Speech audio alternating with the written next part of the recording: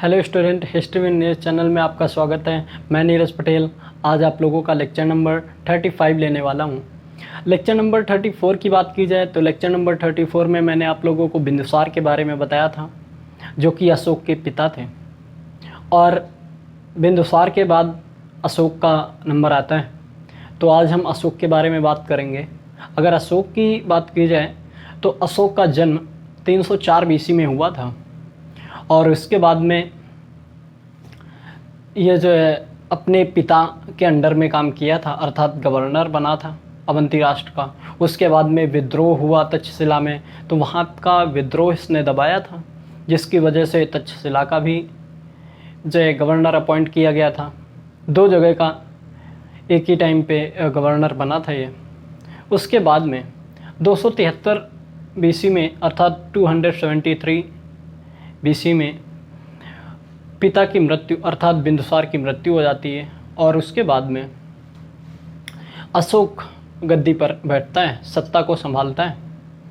आपको बताएं, ये 4 साल सिविल वार लड़ा था, 4 साल गृह युद्ध लड़ा, जिसमें इसने 99 सौतेले भाइयों की हत्या की थी। इसके 99 सौतेले भाई इसके खिलाफ आवाज़ उठा रहे थे कि गद्दी पर उन्हें बैठना है। चाचा, फूफा, मामा के लड़के जो भी थे, वो सारे सौतेले भाई, 99 सौतेले भाइयों की हत्या की इसने थी। और 99 सौतेले भाइयों की हत्या करके उनके सर को कटवाकर आदम नामक कुआं है, आदम नामक कुआं में डलवा देता है। और आपको बताएं, ये आदम नामक कुआं बिहार के पटना में है, जिसका पानी ऐसे बोलते हैं कि लाल आज भी है। और इसका स्रोत ढूंढा जाता है तो स्रोत नहीं मिलता है, तो कुछ लोगों का मानना है कि समुद्र से कनेक्शन है इसका। और आपको बताएं, जब ये 4 साल गृह युद्ध लड़ा, उसके बाद में 269 बीसी में इसने क्या किया, अपना राज तिलक किया अर्थात राज्याभिषेक किया। उसके बाद में 269 बीसी में राज्याभिषेक किया। उसके बाद में क्या करता है, 8 साल बाद ये कलिंग का युद्ध लड़ता है और कलिंग के युद्ध में 1 लाख लोगों की हत्या हो जाती है। 1 लाख लोग मारे जाते हैं, 1.5 लाख लोग घायल हो जाते हैं और 1 लाख लोग बंदी बनाए जाते हैं, जिससे ये बहुत ही विचलित हो गया था उस घटना से। तो उसके बाद में क्या किया, वो भी सारी बातें बताएंगे। देखते हैं अशोक के बारे में क्या है।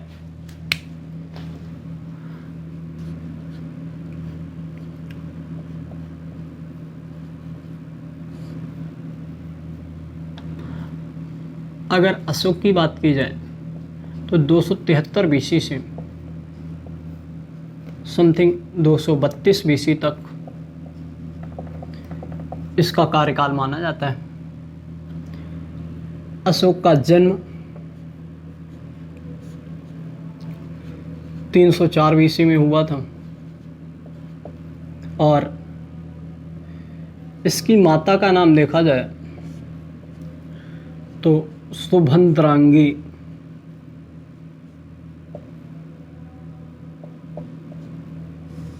और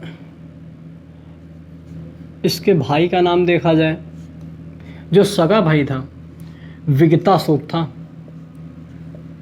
और आपको बताएं, विगताशोक को इसने नहीं मारा था, अपने सगे भाई को इसने नहीं मारा था, सौतेले भाइयों की हत्या की थी। पिता, अगर पिता की बात की जाए तो पिता बिंदुसार था, जैसा कि मैंने पहले भी बताया। तो आपको बताएं, 273 बीसी में इसने युद्ध लड़ा, 273 बीसी से 269 बीसी तक अर्थात 4 साल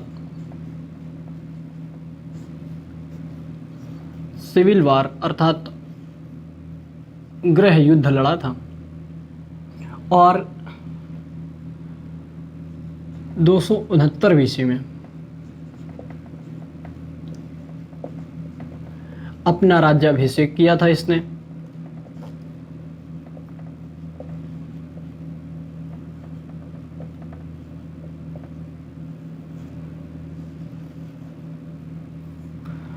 और राज्याभिषेक करने के बाद में दिन 8 साल बाद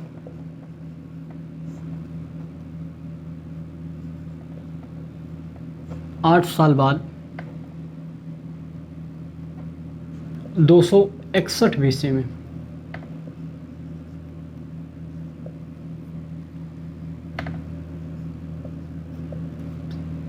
कलिंग का वार लड़ा था।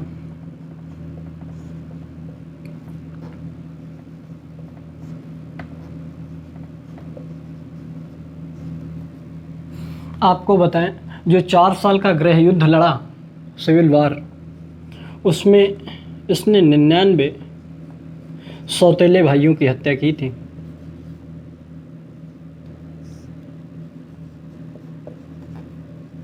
और 99 सौतेले भाइयों की हत्या करने के बाद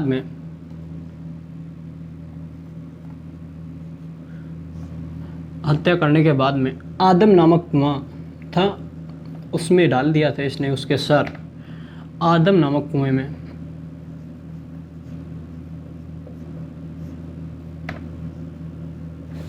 जो कि आज देखा जाए तो बिहार के पटना में है।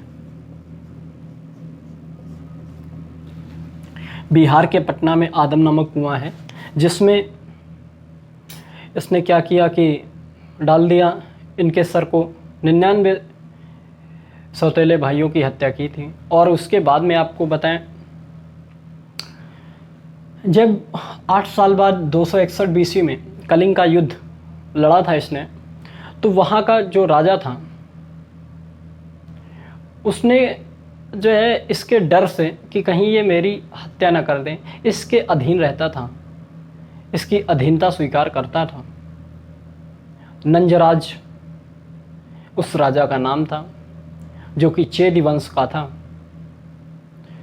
तो उसकी अधीनता स्वीकार किए रखता था, इस वजह से वहाँ की जनता इससे रुष्ट रहती थी, नंजराज से, क्योंकि वो कलिंग का राजा था। एक दिन हुआ क्या कि विद्रोह चालू हो गया, जनता ने विद्रोह करना स्टार्ट कर दिया और विद्रोह इतना बढ़ गया कि उसकी हत्या कर दी गई। जब हत्या की गई तो हत्या करने के बाद में उसकी बेटी कारवाकी सिंहासन पर बैठ जाती है। और कारवाकी के सिंहासन पर बैठते ही ये अशोक लड़ाई स्टार्ट कर देता है। लड़ाई में ये जीत इसकी हासिल होती है और कारवाकी हार जाती है। जब कारवाकी हार जाती है तो आपको बताएं, कारवाकी से अशोक शादी कर लेता है। प्यार पहले से करता था, जिस वजह से जैसे ही वो हारती है दिन ये शादी कर लेता है। तो इसकी एक पत्नी तो कारवाकी हो गई, एक पत्नी की बात की जाए तो देवी, एक पत्नी की बात की जाए तो धम्मा, मतलब इसकी कई सारी पत्नियां थीं। कारवाकी मेन मानी जाती है क्योंकि इसने कलिंग के युद्ध में उसे हराया था और उसके बाद में उससे शादी की थी। तो आपको बताएं, आदम नामक कुएं में बिहार में डलवा दिया था। और आदम नामक कुएं में आपको बताएं पानी इसका लाल है।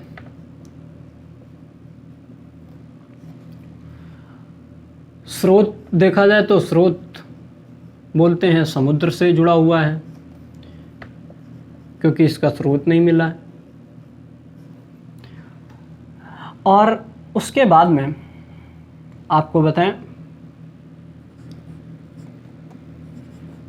नंजराज जो कि चेद वंश का था, चेद वंश का राजा नंजराज के खिलाफ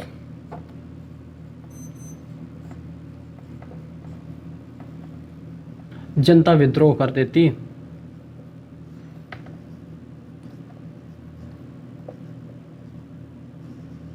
और दिन इसकी हत्या हो जाती। नंजराज की बात की जाए तो नंजराज कलिंग का राजा था और हत्या होने के बाद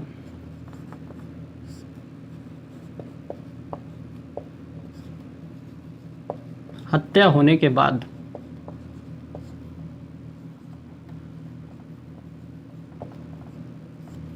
इसकी पुत्री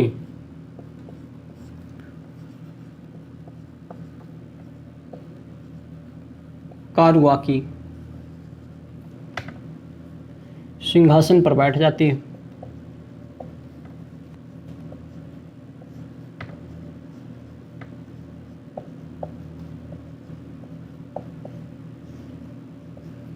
सिंहासन पर बैठती है।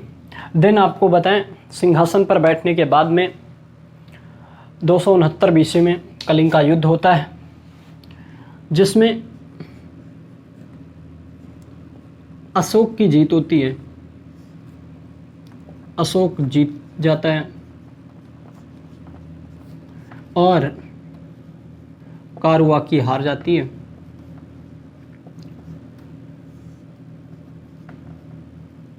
कारुआकी की हार हो जाती।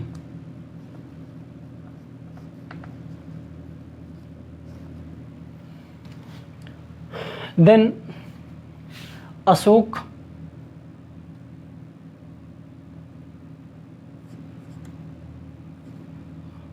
शादी कर लेता है कारुआकी से। अशोक कारुआकी से शादी कर लेता है और शादी करने के बाद ये वहाँ का राजा हो जाता है। आपको बताएं, ये युद्ध जो था वो इतिहास का सबसे बड़ा युद्ध था। इतिहास का सबसे बड़ा युद्ध इसलिए कहते हैं क्योंकि इस युद्ध में 1 लाख लोग मारे गए थे, 1.5 लाख लोग घायल हो गए थे, 1 लाख लोगों को इसने बंदी बनाया था। तो ये युद्ध इसलिए इतिहास में सबसे बड़ा युद्ध माना गया है। प्राचीन भारत में, प्राचीन काल में, प्राचीन समय में सबसे बड़ा युद्ध इसे ही माना गया है। तो सबसे पहले आप इसे नोट डाउन करें, देन हम आगे आपको ले चलते हैं। देन आपको आगे बताएं कि अशोक की पत्नियां, अगर अशोक की पत्नियों की बात की जाए तो अशोक की कई सारी पत्नियां थीं, जिसमें एक पत्नी इनकी कारुआकी थी,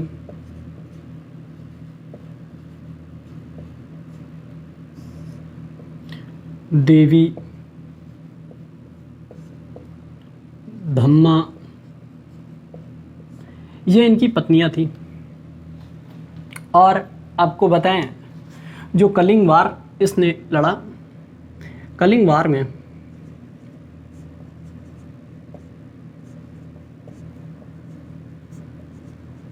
कलिंग वार में 1 लाख लोग मारे गए।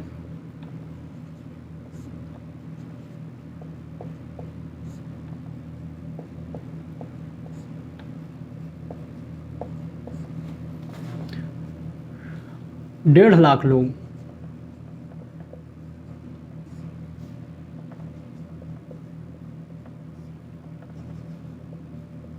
घायल हो गए और 1 लाख लोगों को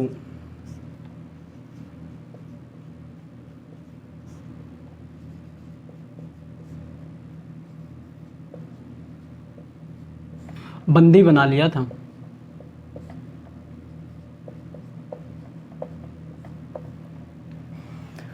तो इस युद्ध से जो है अशोक इतना ज़्यादा विचलित हो गया,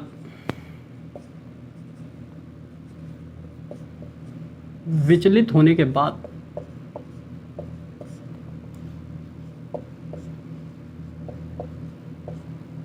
यह बौद्ध धर्म को स्वीकार कर लेता है।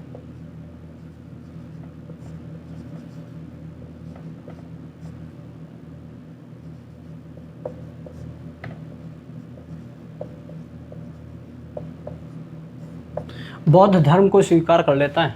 आपको बताएं, बौद्ध धर्म को स्वीकार करने का जो सिस्टम था वो एक उपगुप्त नामक बौद्ध विद्वान था। उपगुप्त ने, जो कि बौद्ध विद्वान था, उपगुप्त ने क्या किया कि इसको बौद्ध धर्म में कन्वर्ट किया था।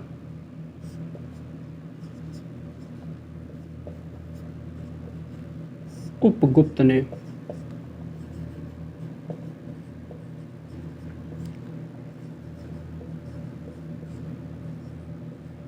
बौद्ध धर्म में परिवर्तित किया था।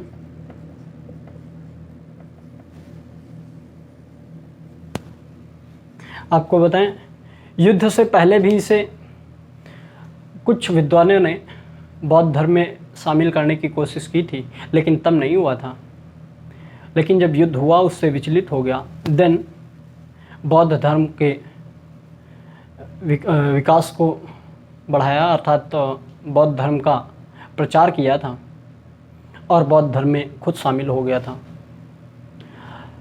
तो और आपको बताएं कि जो उपगुप्त था, इसने जब परिवर्तित किया, उसके बाद में अशोक ने बौद्ध धर्म का वैश्वीकरण किया था।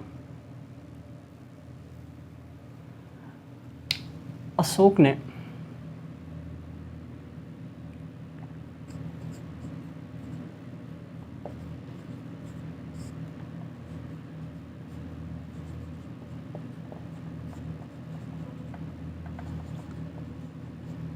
बौद्ध धर्म का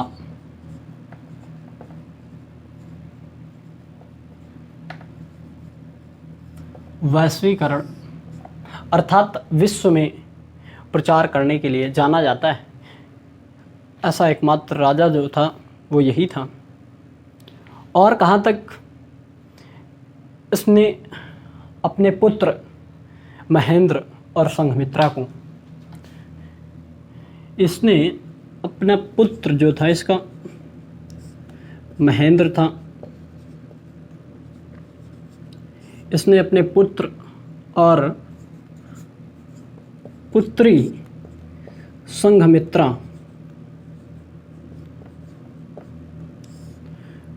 पुत्र पुत्री संघमित्रा को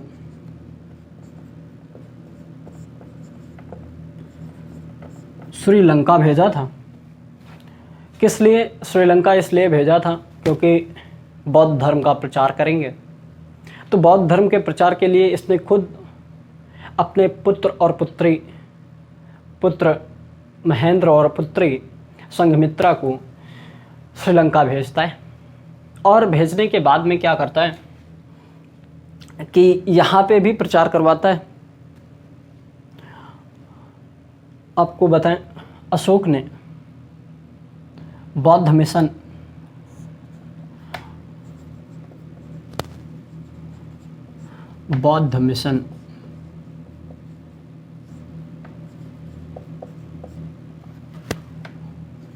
को भारत से बाहर भेजा था।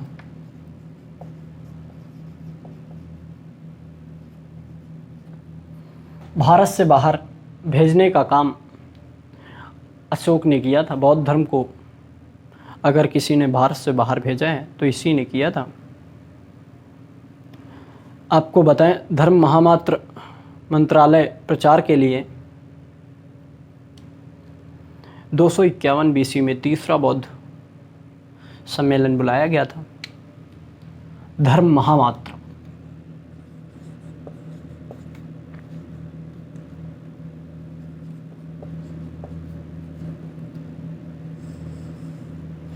महामात्र एक पद होता था, और जो ये धर्म महामात्र पद होता था, ये एक मंत्रालय टाइप का था।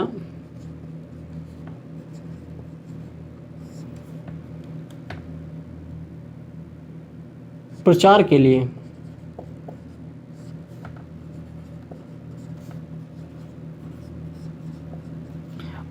लिए इसने क्या किया,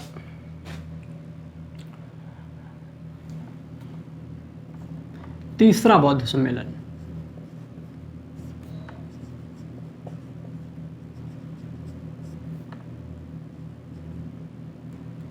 बौद्ध सम्मेलन या समिति, तीसरा बौद्ध सम्मेलन बुलाया था।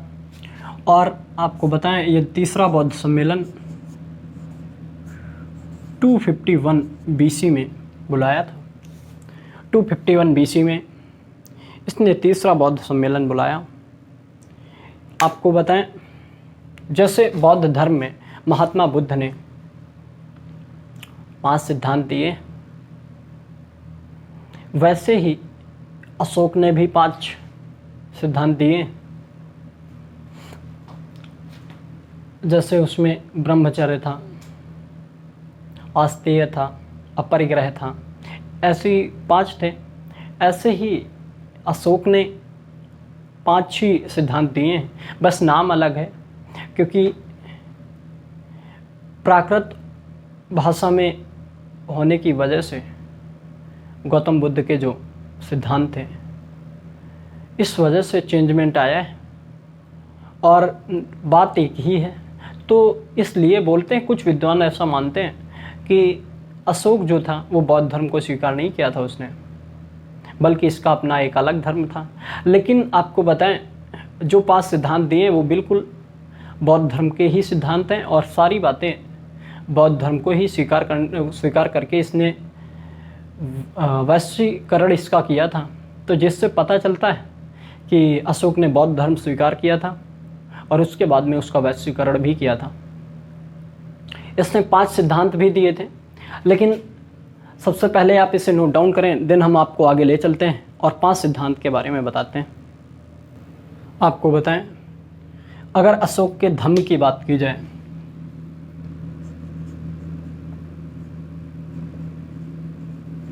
अशोक के धम्म जो सिद्धांत दिए,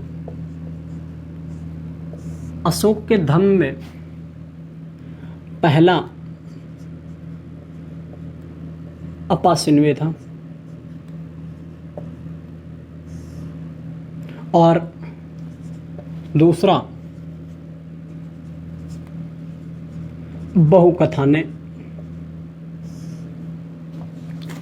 अपासिन्वे का मतलब पाप ना करना और बहुकथाने अर्थात अधिक बात ना करें। बहुकथाने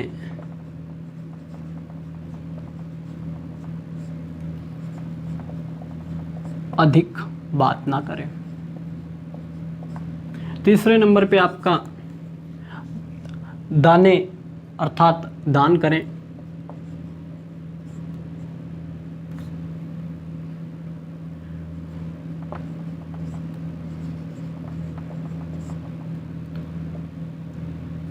फोर्थ नंबर पे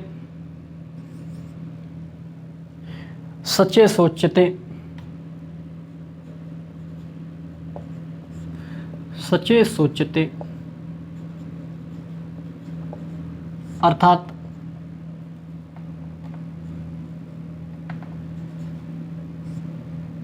सच बोलें और सोचें। सच बोलें और सच सोचें।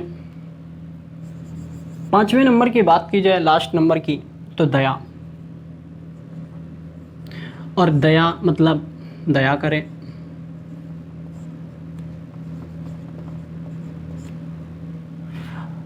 आपको बताएं, ये जो है स्वर्ग प्राप्ति पर बल दिया था इसने।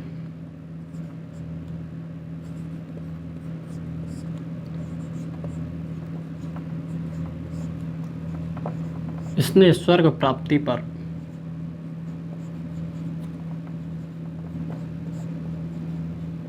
बल दिया था, अर्थात महत्व दिया था।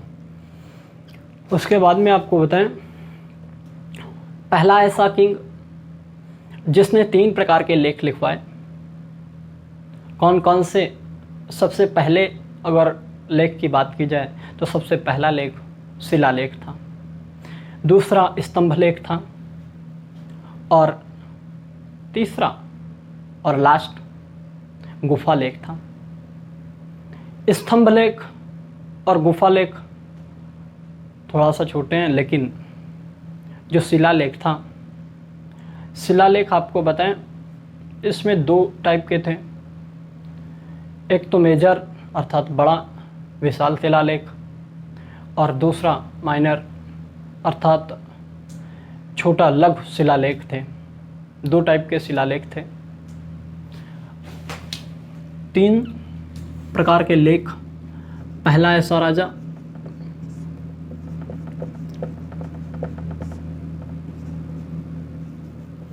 राजा जिसने 3 प्रकार के लेख लिखवाए।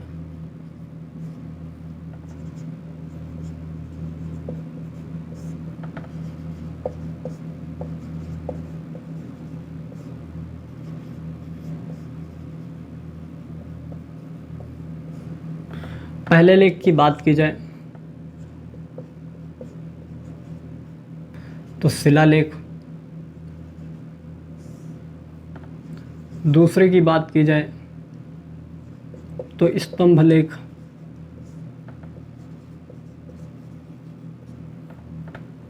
और तीसरे की बात की जाए तो गुफा लेख। इसने 3 प्रकार के लेख लिखवाए, जिसमें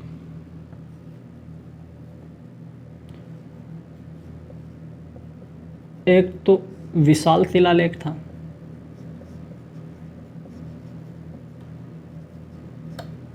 दूसरा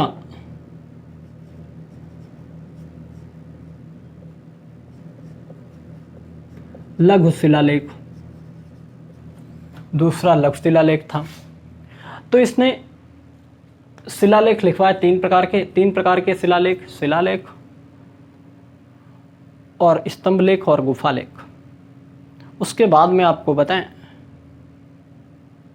विशाल शिलालेख जो थे, यहां पे लिख देते हैं, जो विशाल शिलालेख थे,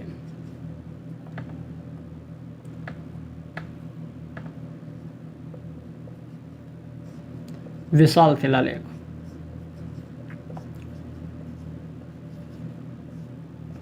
वो 14 थे, और जो लघु शिलालेख थे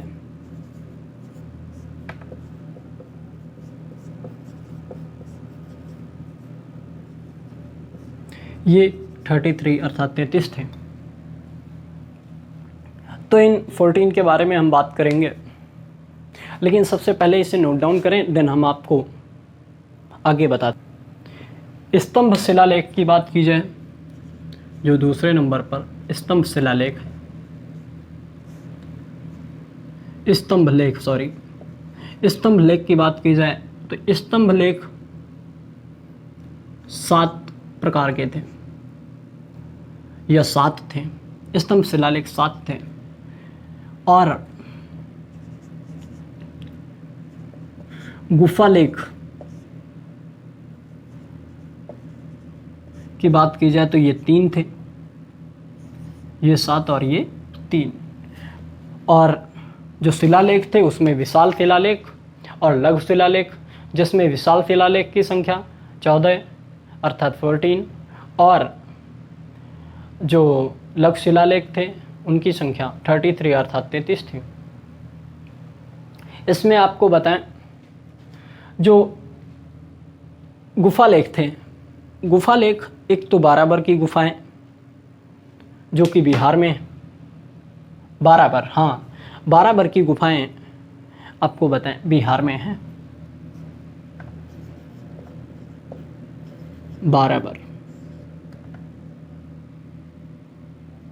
बाराबर के लेख या बाराबर की गुफाओं के जो लेख हैं वो बिहार में हैं। दूसरा आपको बताएं, जैतवन, और जैतवन की बात की जाए तो जैतवन जो लेख हैं, गुफा लेख, वो भी बिहार में ही माने जाते हैं। और तीसरे की बात की जाए तो तीसरा आपका नागार्जुन कोंडई,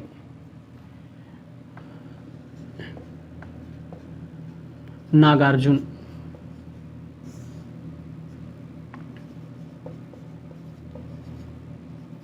कोंडई की गुफाएं, अर्थात यहाँ पे जो लेख लिखे थे वो उड़ीसा में हैं, उड़ीसा। अगले लेक्चर में हम आपको बताएंगे कि जो विशाल शिलालेख थे वो कौन कौन से थे और लघु शिलालेख।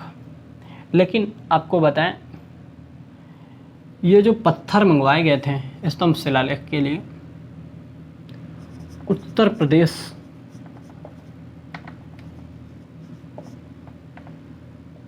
के मिर्ज़ापुर ज़िले से, मिर्ज़ापुर ज़िले से मंगवाए गए थे। और मिर्ज़ापुर ज़िला जो कि वहाँ पे एक स्थान है चुनार,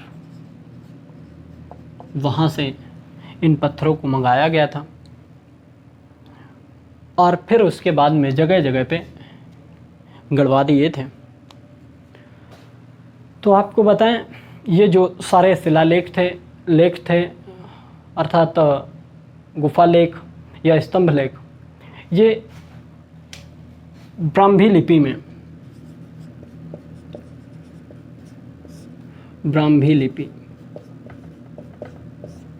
प्राकृत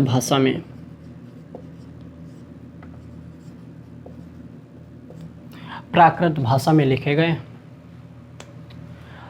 तो आज के लिए हम लोग इतना ही रखते हैं और अगले लेक्चर में हम आप लोगों को जो शिलालेख थे जिनमें विशाल शिलालेख, लघु शिलालेख और उसके बाद में जो स्तंभ लेख 7 थे, इन सभी के बारे में डिटेल में आपको जानकारी देंगे। लेकिन अभी के लिए आप इसे नोट करें और सही से रिवाइज करें। तब तक के लिए जय हिंद।